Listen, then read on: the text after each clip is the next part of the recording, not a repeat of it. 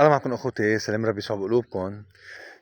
يعني صايرين كل ما نحكي شي بيقولوا عبد الدين وعبد الدين شو مفهومكم عن الإدانة؟ إدانة الآخر. في فرق بين الإدانة وفرق بين الانتقاد إذا عم ننتقد واحد، فرق بين الحقيقة إذا عم نقول الحقيقة كمان، إذا عم ننبه من أجل الخطية منا إدانة. وخصوصا إذا كان الواحد فينا عم بيقول الحقيقة والواقع واللي قدامه. يعني مش إدانة لما أنا أقول للحرامي إنه حاج تسرق، وإذا أنا شايفه إنه عم يسرق وأقول له حاج تسرق هي خطية، هيدي منا إدانة، أنا ما عم بدينه. الإدانة بتكون إذا هو منه حرامي وأنا ما بعرف إذا هو حرامي ولا مش حرامي، وعم بقول إنه هو حرامي، هي أنا عم بدينه بأمور ما بعرفها وعم بتهمه.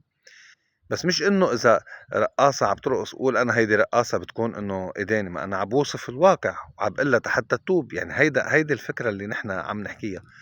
إذا واحد عم يعمل خطية مش إدانة، كل ما نحكي عن حدا عم يعمل غلط بنقول له انتبه على غلطك بتكون إدانة. كلنا بنغلط وكلنا حتى بننتقد أنفسنا وبقول ربي ارحمني أنا الخاطئ. أنا ما عم بقول أنا أحسن منه، أنا عم بنصحه للعودة، عم برجله، وهيدي هي روحانيتي، وهيدا هو مش بس واجبي، هيدا إيماني. يعني إحنا لما نشوف واحد ماشي بطريق غلط أو وحدة ماشي بطريق غلط نقول له منا إدانة. بس بدي أذكركم لأنه على طول كمان بتعطوا المثل ما الرب يسوع سامح هيدي المرأة الخاطية الزانية مزبوط. بس شو قال لها؟ انتوا على طول بتنسوا البارت الثاني، الجزء الثاني على طول بتنسوه. قال لها انا ما بدينك، بس اذهبي ولا تخطئي مرة ثانية، ما ترجعي تخطئي مرة ثانية، لأنه إذا أخطأتي مرة ثانية رح تنزل عليك هيدي العقوبة الخطية ورح دينك أكيد. فإذا هو كان عارف شو عندها وقال له روحي وما تعودي تخطي. طب هون ربي يسوع قال لها انا ما بدينك، بس ما هو بذات الوقت حتى كلمة اداني لما قال لها ما ترجع الى الخطية، يعني هو عرفها انه هي خاطية. قال لها روحي وما ترجع الى الخطية مرة تانية. شو يعني؟ يعني عم بقول لها انت خاطية، وبذات الوقت قال لها ما بدينك بس ادانا. يعني شفتوا وين الفكرة عم بتصير؟ روحي وما ترجع الى الخطية مرة تانية، يعني انت كنت خاطية وانا سامحتك، انا ما بدينك هلا لانك عم بتوبي. بس هو قال لها انه انت خاطية ما ترجع الى الخطية.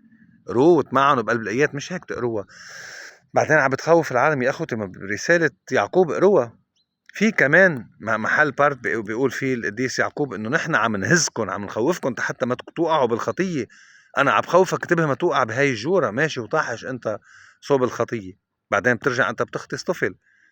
بس انا الامر الغلط اللي عم بشوفه قدامي بلاقي حالي ملزم انه اقول انتبه ما توقع بالخطية، ما بشجعك. هيدي القصة ما بيأثر وما يهمك، اللي بيقول لك ما بيأثر وما تعتل هم ويلا ايه روح صلي شوي بيمشي، لا، هيدا عم يدلك، عم ياخدك على المهوار، على المهوار، على الوادي.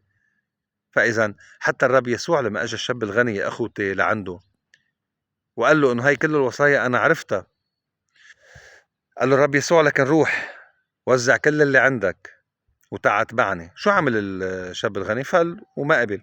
شو عمل الرب يسوع هون؟ مش انه قال لهم يلا مشوا يا شباب اتركون، حزن وقال ساعتها قوله الشهير انه اسهل لجمل يفوت من خرم ابره، هيدا الانسان ما بيفوت على ملكوت السماوات، وذكر انه الاغنياء والمتعلقين بالامور. طب هي مش ادانه؟ قال الرب يسوع عنه، مش هي حكي عنه؟ ما تبش له يلا يا ريت بتعرفوا، يا ريت هذا الشاب يكون معنا، تعال اتبعني دغري، يلا بنستفيد من مصرياتك، يلا بتكون معنا بتصرف عنا. لا، قال له روح وزعهم على الفقراء وتعال اتبعني. حتى ما قبل ياخده من جماعته مثل ما هو حتى يفيده. وين هيدا تصرف الرب يسوع شخصيا؟ معلش يا اخوتي، يعني اللي عم يحكي عني انه عبدين اسمحوا لي على القليله انه اكون اعمل مثل الرب يسوع، ما بدي اعمل مثل حدا تاني، مثل الرسل والرب يسوع والقديسين. على القليل اسمحوا لنا نعمل هيك يعني، او ما تسمحوا لنا، الرب هو اللي سمح لنا. بس عم بحكي الفكره الارضيه انه بمعنى بتضلكم عبدين خلص انتم شوفوا شو عم تعملوا، نحن نشوف شو عم نعمل، والله ساعتها بحاسبنا جميعا. بس انتبهوا شوفوا شو هي الإدانة، لأنه صار إذا واحد عم بيقول للتاني انتبه ما توقع بالجورة بيقول له عم بدينه، أو إذا واحد قال للتاني سأله وين فلان بيقول له فلان عم بينظف بلته من الوحل لأنه وقع بالجورة، حاج دينه لو تقول عم بيوقع بالجورة. لك ما قدامنا علنا عم نوصف واقع، عم نقول حقيقة وعم نحذر. معلش يعني. وقبل ما تشوف القش بعين غيرك شوف القش بعين، هاي الأمور اللي بتقوله. طيب أنا عم بقول لكم كمان أنا الخاطر حمني يا رب وصلوا لي. بس اي حقيقه بده تزيدوها عني او اي حقيقه بزيدها عنكم اكيد بتكون ادانه، لانه بكون انا عبتهم بشيء مش مزبوط. الله يساعدنا ويرحمنا جميعا. بس انتبهوا ما تصير هيدي علكة بيتمنا انه يلا مدين الحين انه كلمة مدين. مش ايدين اللي بيخاف عليك، ومش ايدين اللي بده صالحك، ومش ايدين اللي عم لك انتبه على كهنوتك وعلى حياتك وعلى ايامك. هي مش ايديني. لما حذر اخوتي الكهنة وقول له انتبهوا، او حذر اي انسان او اي انسانة، هي بتكون من محبتي لهيدا اللي عم حذره. الله يسامحنا جميعا، وان شاء الله بركة الرب يسوع وشفاعة امنا مريم العذراء بتكون معكم جميعا.